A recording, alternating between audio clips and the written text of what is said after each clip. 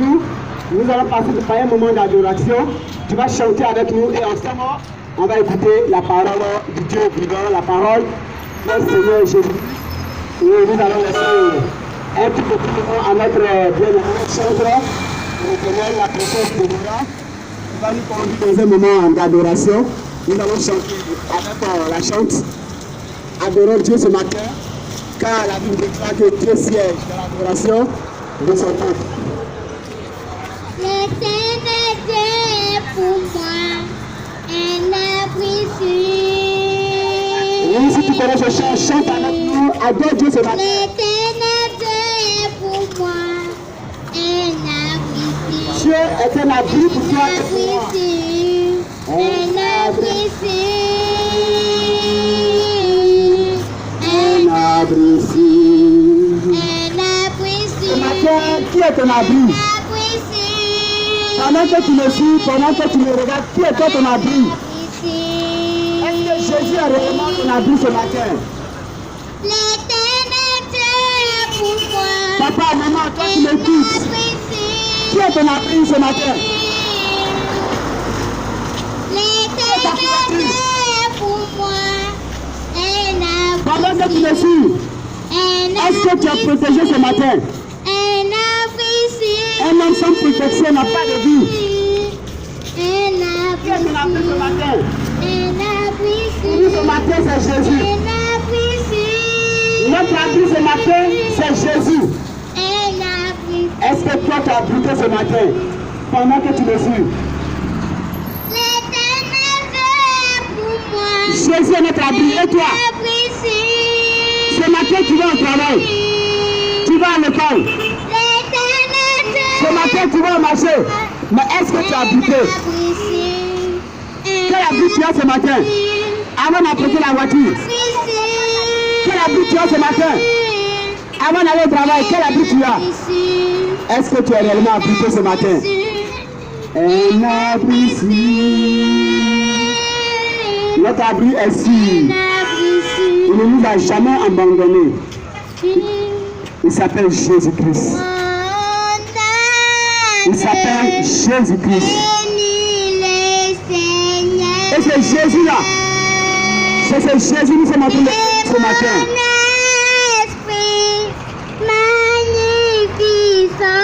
Oui, magnifie le nom de ce grand Dieu ce matin.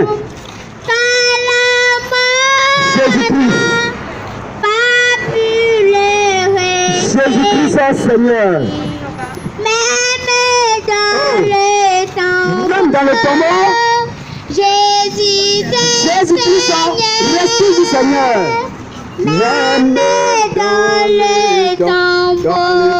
tombeau, Jésus est Seigneur. Même dans le tombeau, Même dans le tombeau, Jésus est Seigneur. même dans le tombeau, Jésus est Seigneur. Jésus reste Seigneur ce matin pour toi et pour moi. Jésus est vivant. Que ton âme bénis le Seigneur. ce matin, que ton âme bénisse Jésus-Christ. Et mon C'est ce matin, toi qui le suis. magnifique. Ta vie n'a rien sans Jésus. Quel que soit le lieu où tu vas ce matin, ta vie n'a rien sans Jésus. Nous sommes en train de parler ce matin. Même dans le tombeau, Jésus est Seigneur. Même dans le tombeau, Jésus est Seigneur. Il est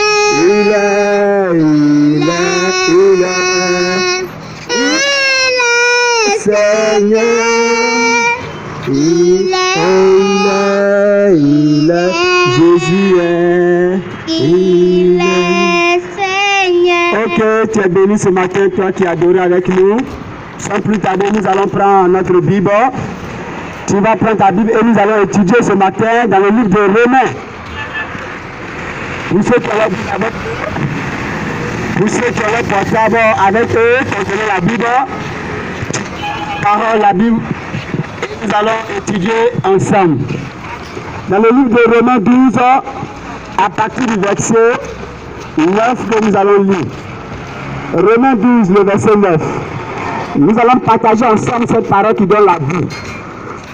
Il y a plein de livres sur cette terre, mais ces livres conduisent à la mort. Il y a un seul livre qui conduit à la vie ce matin, c'est la parole, la Bible. Et ce matin, nous allons lire dans le livre de Romains, Romains 12, à partir du verset 9 que nous lisons ensemble. Je lis la parole de Dieu avec respect. Amen. Que la charité soit sans hypocrisie. Que la charité soit sans hypocrisie. Ayez le mal en horreur. Ayez le mal en horreur. Attachez-vous fortement au bien. Attachez-vous fortement au bien. Et ce matin, voici la parole du Seigneur pour toi. Que la charité soit sans hypocrisie. Ayez le mal en horreur. Écoute-moi ce matin. Qui que tu sois, tu peux ne pas être chrétien. Qui que tu sois, tu dois avoir le mal en horreur. Détester le mal, haïr le mal. Parce que nous savons ce matin que le mal ne vient pas de l'Éternel. Le mal ne vient pas de celui que nous avons adoré tout à l'heure. Le mal ne vient pas de Jésus, mais le mal vient du diable. Et celui qui vit dans le mal, celui qui vit dans le péché, vient également du diable. La Bible dit c'est celui qui a péché dès le commencement. Et quand tu vis dans le péché, tu viens de lui. Qu'est-ce que tu fais ce matin? Es-tu dans le mal? La Bible dit dans ce texte de s'attacher fortement au bien. Attache-toi fortement au bien. Chacun a son attachement. Toi, tu es attaché à quoi? Ce matin, est-ce que tu es attaché au bien? Nous savons que le bien, c'est Jésus. Et nous savons que le mal, c'est le diable. Est-ce que réellement, tu es attaché au bien? Nous continuons notre texte. Par amour fraternel. Par amour fraternel, soyez pleins d'affection les uns les autres. soyez pleins d'affection les uns les autres. Et regarde, Dieu t'a dit encore à l'amour. Parce que tout a commencé par l'amour. La Bible dit, dans Jean 3, verset 16, car Dieu a tant aimé le monde qu'il a donné son Fils. Quand on parle de Fils, on parle de lui-même. Parce que c'est lui qui s'est fait chair pour ton salut. Donc par amour, Dieu s'est fait chair pour que toi et moi nous soyons sauvés aujourd'hui. Donc encore dans le verset 10, il nous attire encore sur l'amour. Il nous dit encore par amour fraternel, soyons pleins d'affection les uns pour les autres. Est-ce que réellement tu aimes? Parce que nous savons que l'amour vient de Dieu. Est-ce que réellement tu vis la vie de Dieu? Est-ce que réellement tu vis la vie de Jésus? Sache que la Bible déclare qu'il est réservé à l'homme de mourir une seule fois. Après quoi vient le jugement? Est-ce que toi qui m'écoutes ce matin, tu vas rester éternellement ici? Non, tu vas passer un jour. Mais qu'est-ce que tu diras à Dieu après la mort? Ou que donneras-tu? La Bible dit que chacun va présenter ses œuvres à l'Éternel. Toi, que présenteras-tu? Continue le texte. Par honneur. Usez de prévenance réciproque. Ayez du zèle et non de la paresse. Ayez du zèle et non de la paresse. Soyez fervents d'esprit. Soyez fervents d'esprit. Servez le Seigneur. Servez le Seigneur. Oui, tu dois servir l'Éternel. Toi et moi, nous devons servir Jésus. Toi et moi, nous ne devons plus servir des bois, des cailloux, des rivières, des statues, des chapelets. Nous devons servir l'Éternel, le Dieu puissant, celui-là qui accorde la vie, celui-là qui peut donner la mort en même temps la vie, celui-là qui a ton âme entre tes mains, celui-là qui a ton jour entre ses mains, celui-là qui peut décider ce qui va t'arriver même aujourd'hui. Écoutez-moi très bien, aujourd'hui beaucoup vont partir, mais est-ce que tu seras parmi eux? Beaucoup vont mourir aujourd'hui. Ne seras-tu pas parmi eux? Tu risques d'aller aujourd'hui. Mais la mort n'est pas importante. C'est la vie après la mort. C'est ce qui compte. Regardez la vie d'ici. La vie d'ici, c'est une vie de 50 ans, 40 ans. Si on a trop duré, c'est 100 ans. Qui va donner 100 ans parmi nous aujourd'hui? Personne. On est du plus sur la terre. La vie après la mort, c'est une vie éternelle, c'est-à-dire que c'est pour toujours. La vie éternelle est meilleure que la vie d'ici. Mais toi, qu'est-ce que tu vas présenter à Dieu après la mort? Est-ce que réellement tu as l'amour? Nous continuons notre test. Au verset 10. Réjouissez-vous en espérance. Réjouissez-vous en espérance. Soyez patient dans l'affection. Soyez patient dans l'affliction. Persévérez dans la prière. Persévérer dans la prière. Ça, c'est la vie de celui qui va aller au ciel. Ça, c'est la vie de celui qui veut être sauvé. C'est la vie de celui qui a l'amour. Pendant qu'il prie, Dieu oriente encore. Pendant qu'il prie, Dieu le guide encore. Ça, c'est ta vie. Est-ce que tu mènes cette vie présentement? Allons-y. Pourvoyez aux besoins des saints. Pourvoyez aux besoins des saints. Exercez l'hospitalité. Exercer l'hospitalité, l'amour. Je parle de l'amour ce matin parce que tout a commencé par là. Je parle de l'amour ce matin parce que la Bible déclare dans le livre de Corinthiens 13, tu peux prophétiser, tu peux parler en langue, tu peux avoir révélation, tu peux même donner tout ce que tu veux. Mais si tu manques d'amour, tu ne verras pas Jésus. L'amour, tout a commencé par l'amour. Est-ce que tu aimes réellement? Est-ce que l'amour que tu es en train de donner ce matin, ce n'est pas l'amour par hypocrisie, l'amour par intérêt? Est-ce que tu aimes comme Jésus a aimé ce matin? Mon frère, ma soeur, est-ce que tu aimes la vie de Jésus? Continuons au verset 14. Bénissez ceux qui vous persécutent. Bénissez ceux qui vous persécutent. C'est ça l'amour.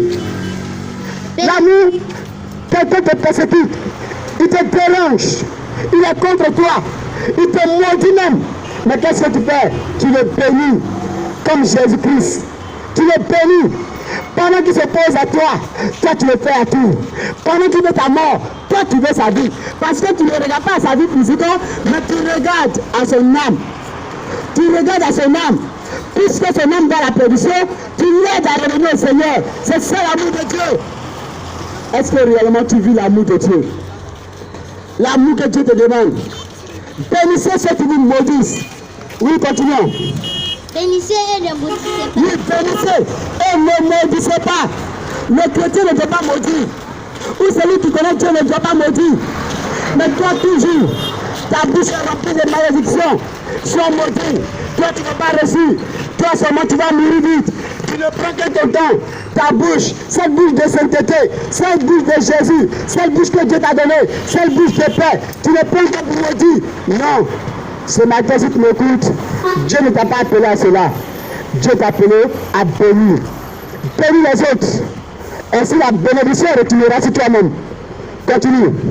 Réjouissez-vous avec ceux qui se réjouissent. Réjouissez-vous avec ceux qui se réjouissent. Pleurez avec ceux qui pleurent. Pleurez avec ceux qui pleurent, oui, dans le Seigneur. Réjouis-toi avec les autres. Pleure avec eux. Pendant que tu le fais, mais dans le Seigneur. Dans le Seigneur. Bien sûr que dans le Seigneur. Puisque hors du Seigneur, c'est avec le diable. Hors du Seigneur, ça devient péché. Tout ce que nous allons faire, si Dieu n'est pas dedans, ou si la parole de Dieu n'est pas conforme à cela, ça devient péché. Et homme que tu es, tu dois réfléchir grandement à cela. Continue le texte. Ayez les mêmes sentiments. Ayez les mêmes sentiments. Les uns envers les autres. Les uns envers les autres. N'aspirez pas à ce qui est élevé. N'aspirez pas à ce qui est élevé. Mais laissez-vous attirer par ce qui est humble. Mais laissez-vous attirer par ce qui est humble. C'est ça, la vie de celui qui va au ciel. La vie de celui qui va au ciel, il est même chaud comme Jésus. La vie de l'Éphésiens 5, soyez les imitateurs de Dieu comme des enfants bien-aimés. Tu ressembles à Jésus, tu fais comme Jésus, tu marches comme Jésus, tu fais tout comme Jésus. C'est ça, la vie de celui qui va au ciel. Très humble. Il se laisse humilier, on peut même marcher sur lui, cracher sur lui, on peut le rejeter. Mais qu'est-ce qu'il fait? Il aime toujours. Parce que c'est ça le véritable enfant de Dieu. Continue. Ne soyez point sages à vos propres yeux. Ne soyez point sages à vos propres yeux. Ne rendez à personne le mal pour le mal. Ne rendez à personne le mal pour le mal. Recherchez ce qui est bien devant tous les hommes. Recherchez ce qui est bien devant tous les hommes. Voici la vie de celui qui va être sauvé, oui.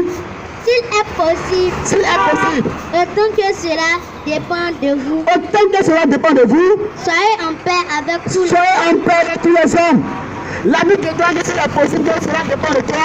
Soyez en paix avec tous les hommes. C'est ça la vie du chrétien. C'est ça la vie de celui qui va imiter Christ. En paix avec tout le monde. Quand tu es en conflit avec combien de personnes déjà? Toi, tu es déjà en garde avec combien de personnes? Toi, tu es déjà en commission avec combien de personnes? Tu vois